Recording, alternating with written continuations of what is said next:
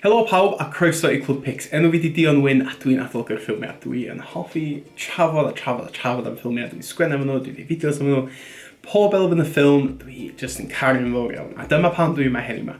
Da ni yma i trafod am llythrennedd ffilm. A dydy o ddim byd i fod yn ofyn. Llythrennedd ffilm ydy'r elfennau sydd yn dod at ei gilydd i creu ffilm diddorol a sydd yn neud o i sefyll allan dipyn bach mwy. A dyna pam nath ni dewis y ffilm Moana. Mae Moana yn un o'r ffilmiau yma lle da ni gyd i gwylio. Da ni'n hoffi fo, da ni'n gwybod y geiriau gyd, dwi yn ei felly. A da ni yn just dysgu mwy am ein hunan ac yn dysgu dipyn bach mwy am y byd o'n gwmpas. Ac mae o'n amser hynod o diddorol. Felly, pan da ni'n siarad am llythrennedd ffilm, da ni'n meddwl am wahanol elfennau, ac yr elfennau yma yn bendant da ni'n bisbio ar heddiw yma. Da ni'n bisbio ar y stori, da ni'n bisbio ar y genre, a peidiwch y poeni os ydych chi'n siŵr beth i genre eto. Wedyn, trafod y cymeriadau, awyrgylch y ffilm, ac wedyn trafod y sain ac y cerddoriaeth sydd yn Moana ei hun. Felly, digon o siarad, well i ni ddechrau. Ta, da ni'n bisbio ar y stori. Y stori ydy popeth sydd o fewn Moana sydd yn neud o sefyll allan. A mae Moana yn siwrna o dysgu am ein hunan, dysgu am ein cymuned, a dysgu am hanes. A mae siwrna Moana, mae hi yn hogan sydd ddim yn siŵr eto am lle mae'n sefyll yn y byd.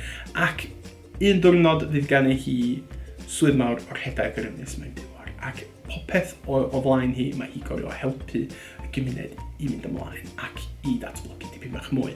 Ond mae hyn yn dangos fod pethau yn mynd i newid iddi. A mae'r siwrna mae hi'n mynd ar ac yn dod o draws Maui ac y holl cymeriadau o fewn Moana, mae o'n creu stori hynod o diddorol. Felly, pam da ni'n meddwl am y stori? Da ni eisiau meddwl am sut fath o ffilm ydi o, a ydi o'n anturus, ydi o'n hwylus, a da ni am siarad am hyn dipyn bach mwy mewn munud, ond meddylwch dipyn bach am be oedd yn neud y stori sefyll allan iddo chi. Wedyn, da ni eisiau meddwl dipyn bach mwy am ein holl golygfa. A iddo fi, dwi yn hoffi teg at y diweddglo lle mae Moana yn rhoid y calon yn ôl i Tifi. A yn yr moment yma, da ni'n weld y stori'n dod i gyd at ei gilydd lle mae Moana wedi dysgu na hyn oedd i fod i wneud ac mae o'n ffordd fod hi'n gallu symud ymlaen gyda bywyd hi. Ond dwi'n meddwl fod yr adeiladu at y moment yma, mae o'n digon o anturus, mae o'n scary, mae yna lot o beth yn digwydd, da ni efo cwffio, mae yna nifer elfennau sy'n neud y ffilm dipyn bach yn mwy wahanol i ffilms da ni gael gan Disney fel arfer. Pan ni'n meddwl am Disney, da ni'n meddwl am Beauty and the Beast, da ni'n meddwl am Cinderella, da ni'n meddwl am Tangled. Mae Moana yn hynod o wahanol i'r gweddill. A dwi'n meddwl fod y cymeriad o Moana yn un o'r Disney princesses ma sydd yn mae'n wahanol, mae mor pur a mae gen hi llais ei hun. A dwi'n meddwl fod hynna'n sefyll allan ac yn neud i yn rhywbeth hynod o wahanol i'r gweddill. Hefyd, da ni angen meddwl am neges Moana. Be mae Moana wedi meddwl iddo chi? Be mae wedi meddwl iddo fi yn bersonol ydy iddo fi gael dysgu mwy. Dwi'n meddwl fod o wedi dangos dipyn bach mwy am pobl mewn wahanol rhan o'r byd, sut maen nhw'n byw, a sut mae Disney wedi mynd ymlaen i creu fatha cymeriadau hynod o diddorol, ond iddo fi yn bersonol hefyd. Mae wedi gwneud i fi helpu dysgu mwy am fi fy hun. A i beidio fod yn ofyn o sbio ymlaen ac i mynd ymlaen efo pethau wahanol. Mae Moana yn creu emosiwn, a mae'r emosiwn yna'n hynod o bwysig. Ond hefyd, cofiwch hwn, meddylwch eich hunan, be mae Moana yn meddwl iddo chi. Reit, genre. Felly, mae genre yn elfen o dysgu o sut fath o ffilm ydy Moana. Ydy o yn rhamantus, ydy o'n drama, ydy o'n comedi, ydy o'n anturus, ydy o'n gerddorol, ydy o'n arswydus, ydy o'n thriller, ydy o'n sci-fi. Mae yna mor gymaint o genres allan yna. Y genre ydy y them. Sut fath o ffilm ydy o? Ond iddo fi, fatha dwi'n dangos yn y sleid yma chi wan, mae o'n amrywiaeth o elfennau. Ond os ydych chi gorfod roed o lawr i 2, fod o'n antur cerddorol. Mae o'n action musical, os yna neud o'n Saesneg. A mae o'n dangos fod nifer o elfennau fel hyn yn gallu cymysgu gyd at ei gilydd ac yn gallu creu ffilm sydd yn agor I bob. Dydy o ddim wedi cael ei wneud yn seiliedig I unrhyw un person. Mae wedi cael ei wneud I pawb mwynhau. A ella fod yr oedolion yn eich bywyd yn hoffi y ffilm am o gymaint a dwi'n efallai.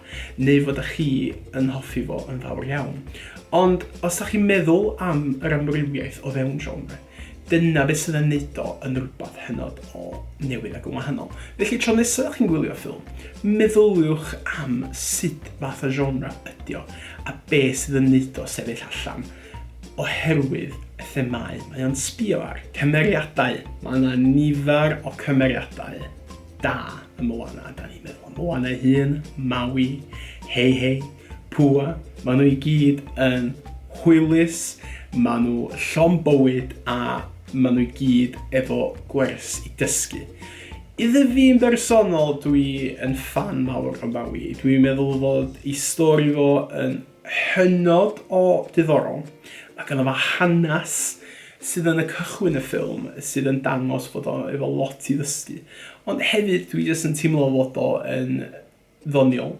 Mae'n gallu canu.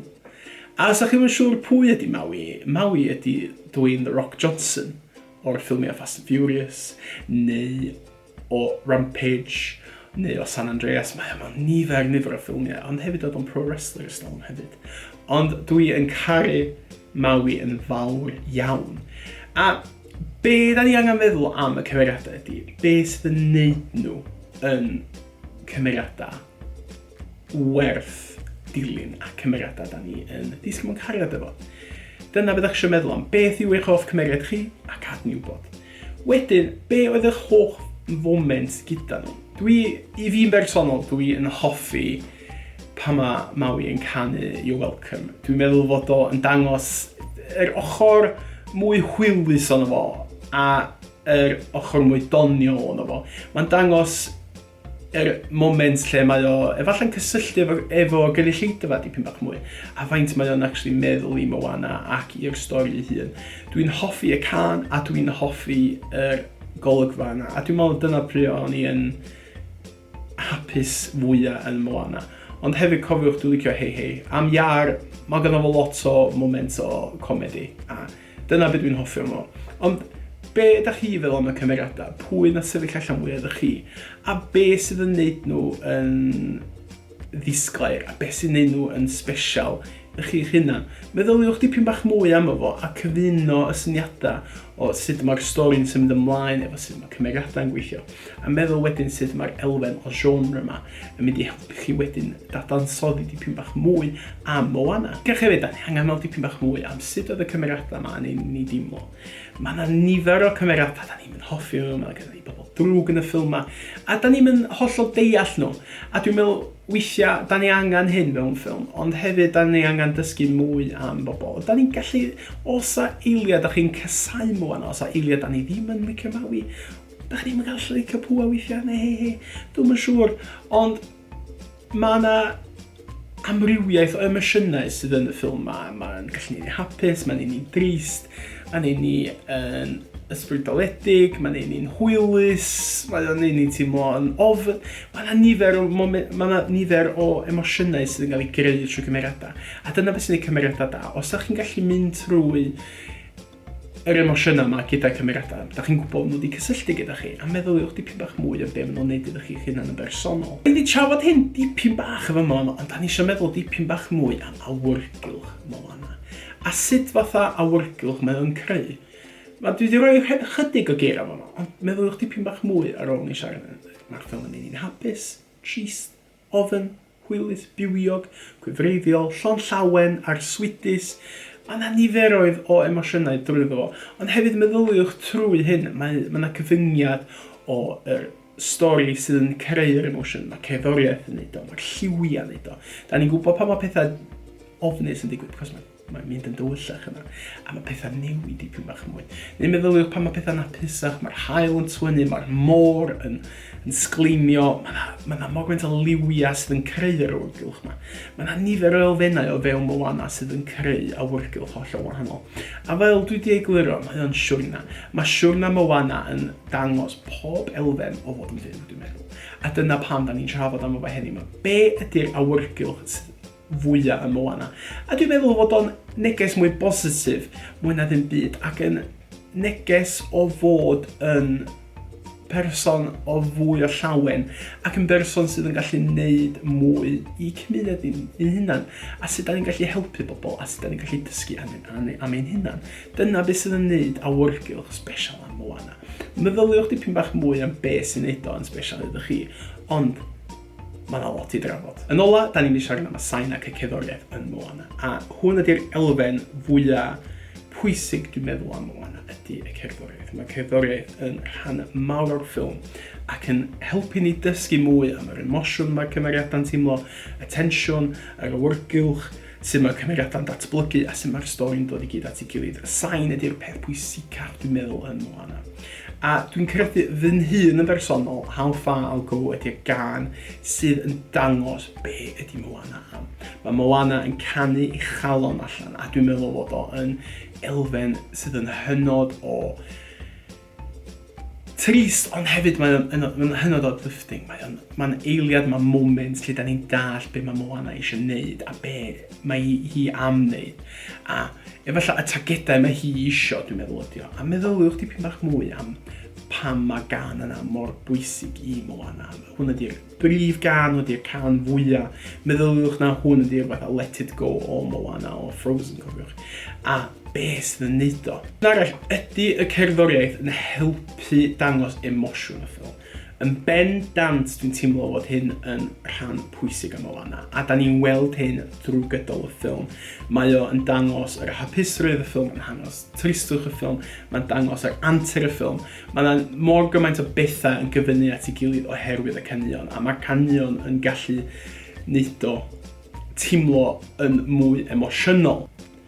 Wedyn hefyd, meddyliwch am be oeddech chi'n deimlo am y cerddoriaeth. Pa can oedd yn dod at yn, beth oedd yn twtio chi, beth oedd yn neud chi deimlo, oedd o'n neud chi'n hapus, oedd chi'n drist. Meddyliwch am hynna a gadael ni wybod beth ydych chi'n feddwl am y ganeuon. Ond meddyliwch am hyn, yr elfennau mae gyd a ni newid drafod am llythrennedd ffilm, y stori, y genre, y cymeriadau, yr awyrgylch, y sain. Ond ni gyd yn dod at ei gilydd. A fel da ni wedi trafod o fyma, mae y stori yn cyfuno gyda'r genre sydd wedi cael ei cyrru.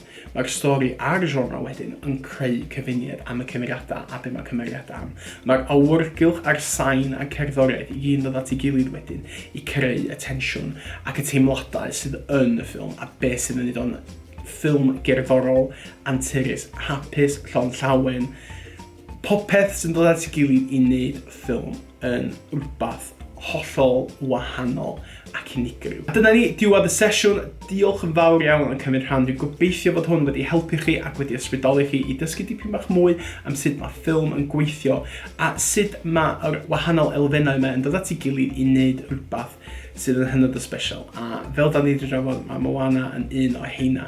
Y sesiwn nesaf fydd gennym ni ydy Guardians of the Galaxy ar y 3 o Ionawr am 1 o'r ar ein sianel YouTube.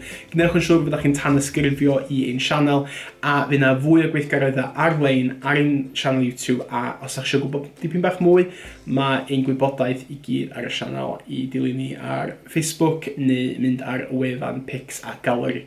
Felly, diolch am ymuno a neu weld chi tro nesaf. Hwyl am y tro.